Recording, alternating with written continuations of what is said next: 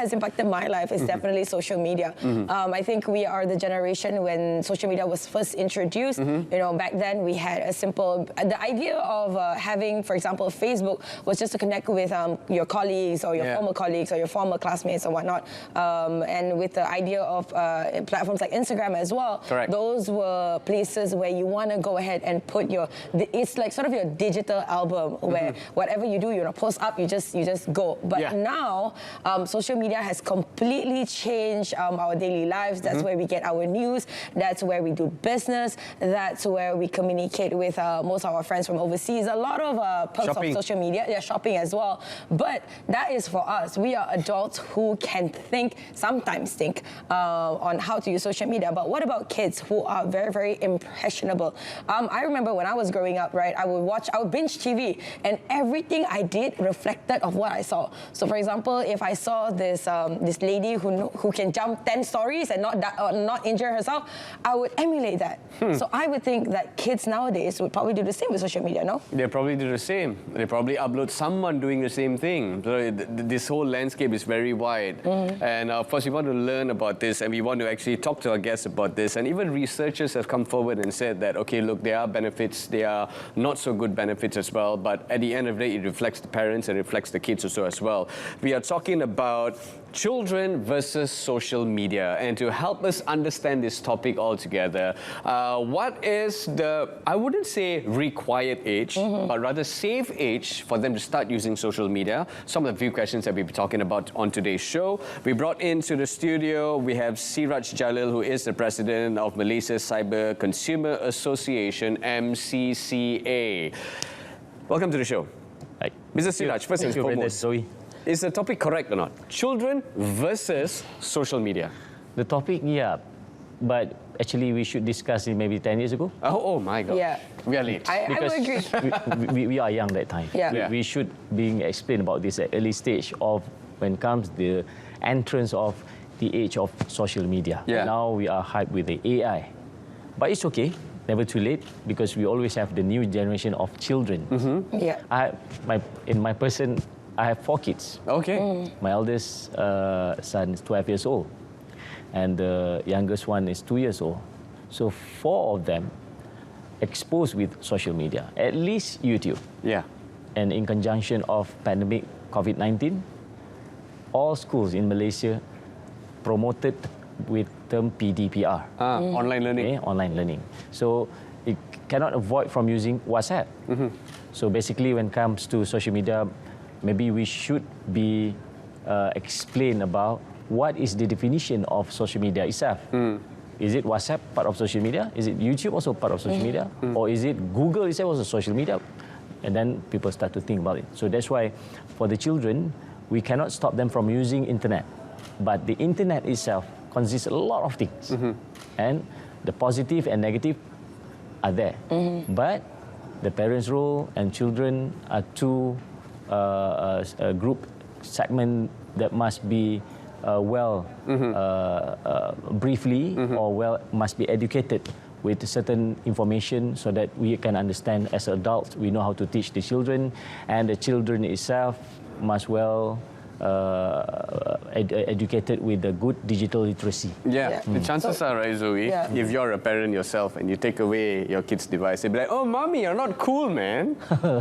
My parents took away a lot of things when I was growing up. But then, I mean, that's the role of a parent at the end of the day. The parent is there to discipline, to set boundaries.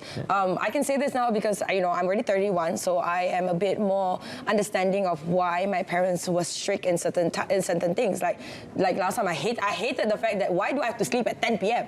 Now, as an adult, I want to sleep at 10 p.m., you know? So we're going to go back to your first thing that I actually really like the fact that you mentioned that we should define social media, right?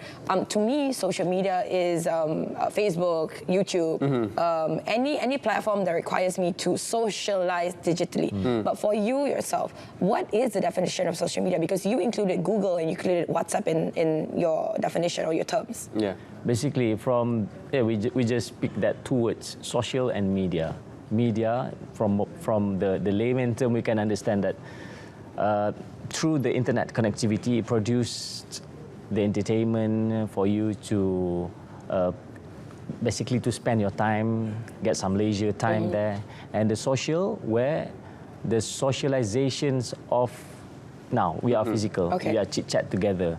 Now we bring the social element into the cyberspace, and where they can share through a space called the media, in the internet space, and then indirectly any platform that have at least one of it. Either you want to socialize or to get in media, for example, Spotify, for example, where you can socialize with others. Okay. I understand it as a social media. So you define it as any platform that allows you to interact with each other. For example, e-games. Right. You talk about one or two online gaming platform, for example. Now famous like PUBG and Mobile Legends, for example. They're always like a place that you can chit-chat, socialize. You can get the numbers, you can ask anything. You can socialize. I believe it also, instead of e-sport, also part of social media itself in that platform. Okay, interesting. And more often than not, what comes out of it, if you are, I wouldn't say not mature enough to understand pressure, to understand victory or even losing, this is where it becomes sour, right? It'll be But that's where the importance of government. So the best way is the government have to set up the definition itself. What is the criteria of social media actually? So that we are not confused with the various of platform now. We call it emerging technologies. You can even have now we have like social commerce, like TikTok and TikTok Shop, for example. So every element start to emerge, you know. And then if we prohibit from the 13 and below kids, for example, from using social media. Now the government wants to stop the kids below 13 years old from using social media. But we must understand the platform itself. What is social media? And the government give the definition clearly. Everyone understand. Maybe they can update it through MCCA, for example. This is the list of social media. So any new incoming or any type of, maybe before that this platform is not social media, later on become social media, they can be updated time by time. So that all people, all Malaysians can understand well from our government. But as a parent yourself, Mr. Siraj, right? And of course, you just mentioned that the government are taking steps. They're probably not even taking steps in that sense, but they came forward and said, if it's possible, 13 and below, no social media. So obviously, this is aimed towards the parents when they have kids and all that, to refrain them from being introduced to social media. What do you have to say about that? What's your take on it? Is it a bit too, I believe this is not new actually. For many years, all social media platforms started with Facebook, for example. They're all practicing that kids below 13 are not able to create their own account. You know, that is a standard practice. But right now, nowadays we learn that maybe during that time, the usage of social media is not that how we use it today. You know, last time the social media, like ZOEY said, a place where we can connect with the ex-schools, you know, schoolmates. And then when you chip into the university level, you start to communicate together and start the function of file sharing, start to share your assignments, for example. And then you can share any updated about an event by daily basis, for example. And then later on, the irresponsible parties start to chip in. They make use the social media for many things, to create content, illicit content, and many more.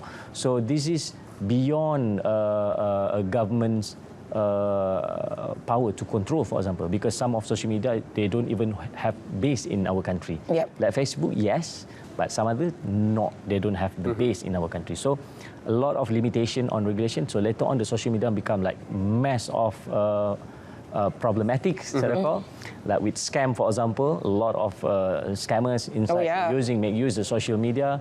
Now, for example, the platform called like Telegram and X, a lot of darksiders using it. They start to share their, you know, illicit content, for example. So we believe that type of content can harm the younger generation. Can we go back to actually asking you, do you have the number of how many percentage of kids actually having social media? We take example, we take the statistics from Data Portal and also from the Internet User Survey produced by MCCA. Malaysians, out of Malaysians, 83.1% are using social media.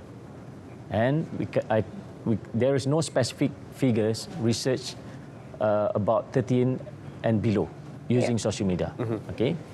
So 13 and above, up to 30 years old, there are about 72% Wow. using Instagram.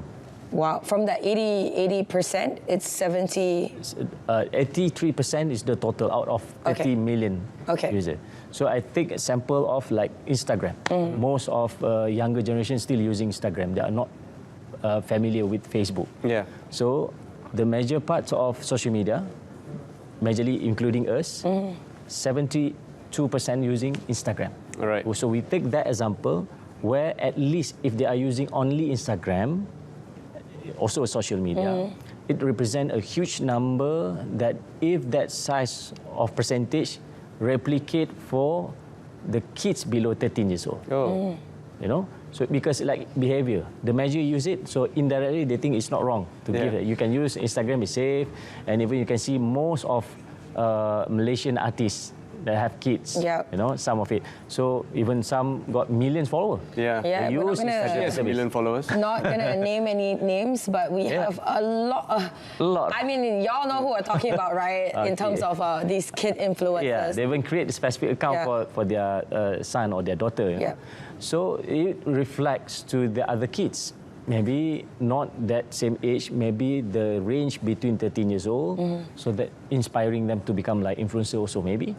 So that is a good intention and it's a good way actually, but the social media itself nowadays is not that safe as like how we use it 10 years ago. Yeah, you're right. It's not like that. Now there's more, like you said, there's the dark web of like X of Twitter, formerly known as Twitter. Dark side. The dark side of these accounts. I know people share a lot of illicit content. Illicit content on Telegram as well. So coming back to it, right? What are some of the, because we're talking about kids here specifically. Us adults, I think whenever we use social media, if I see a content I don't like, I just scroll through it or I just report or block or whatever. That's right. But for kids, they don't instinctively know how to block something. They're just like, oh, what's this? And I'll watch it. Watch it. I'll just watch it. I'll just copy it. If I like it, you know, I'll copy it. I'll emulate it. And that's a scary impact of social media, no? If you talk about adults, if you're watching too much content, the same content, like you repeat it will impact your mindset. It will impact your subconscious mind. Can you imagine kids? They are very fresh. And up to even the learning process for kids, for example, you can give a flashcard. You know, that's how part of the best method to teach kids to remember. Can you imagine like sliding in the some of the social media, like TikTok, like Instagram, for example? That's a method using that scrolling, and if the repetitions of information and the most worst thing, illicit content. They don't know is illicit or not, but repeated content will affect their subconscious mind. So we don't know what they learn if we allow them to use without any monitoring. And some more, even parents don't know that social media can harm the kids. Maybe lack of awareness and education. So the kids will grow up with think that is normal. So that's the dangerous part. Because the content creator as an adult, we know that is good or not. But the kids below 13, they don't know. If until someone tells them, this is wrong. As a Muslim, this is dosa, this is haram, for example. So the kids know. But what if without monitoring, they live before sleep and together with the phones or any gadgets, so they keep scrolling, and understanding the contents in the social media platform itself, it can harm their mindset. Because they are fresh, like as you said, they are like clays. If they get molded into something negative, chances are they'll turn out to be that way. All right, so you are a parent as your own self, right? Let's talk about the two different sides of the story here. We're talking about introduction to social media and also restriction to social media. Introduction, obviously, you telling them this is social media, use it responsibly. Restriction, if they use social media below the age of 13, how would you actually restrict them and what kind of advice would you give? Let's start with the restriction first before we head on to the introduction. I think like even this is like how the social media platform owners always encourage with the parental controls settings. That is the basic one. Before we talk about the other external application that can be used, at least the parents, me myself also, I give phones for my eldest son, 12 years old. I give it at the age of 10. So the phones function, especially during PDPR, or pandemic COVID-19. So I create an email that bind to my email. Right. You know, and this is like declared as a member's email and a family member's email, and any kind of downloads, it must be approved by my food. Oh. Okay. And any kind of even up to the screen times of the phone also can be limited by me as a parents. So we always know what my kids doing. I always know what my kids doing, even up to what did he search through their browser, for example, and the social media. I already removed it from his phone. I think like 5 months back. You delete his social media? I delete it. Like TikTok, I have to delete because personally I agreed the direction of government, so that I practice it, and it's okay. It's okay because still my kids can access YouTube. Okay. Still, and YouTube I already limited for kids setting, and then their contents some more I control, and I always like once in a while I will search back their history. Wow. Okay. You can know what this is. Alhamdulillah, luckily my kids is not exposed yet to the bad side of the story. Adult side lah, you know. So that's how at least the layman area that what I can share. Yeah. Let's talk about, we have about 2 more minutes before we wrap up our show. Like I said, it's a very long topic actually when we talk about it. One thing that I think has really impacted not kids and even us adults is the terminologies and the languages that social media use. Like for example, Riz. Riz. Riz. This is like gyat. This is a cap and whatnot. And that's really affecting how kids are talking nowadays. Short form from long form. Long form. Very short form until me also don't understand. So in terms of ensuring that these kids still maintain their literacy, still maintain their still talk like a normal human being, you know, instead of going like, hey, what up, brah? Stuff like that. Proper sentences. Should parents actually, just allocate the extra amount of time to, spend time with the kids. Like you said, you actually take the time to monitor your kids, go through the history. I actually never thought of that. I'm gonna start doing that once I have kids. So what should parents do, in terms of ensuring that the kids are still, they can still function as normal human beings? And still, at the end of the day, we still need to use social media. We still need to go through WhatsApp. We still need to call. We still need to use all of this. So how can parents actually complement social media with their kids' education and, go about their normal lives? I want to tell the fundamental of social media. Social media works with time. That is the main oil for social media. They are bargaining people's time. So if we bring too much time to the social media, and up to your precious time, for a family, the most precious time is togetherness. That is the most precious, and you need time to create that. If the parents don't put that time as a precious time, and you bring that time into the phone, especially to the social media, and that will affect the kids. And if the kids bring the time to the phone together, so all the happiness will sit in the social media.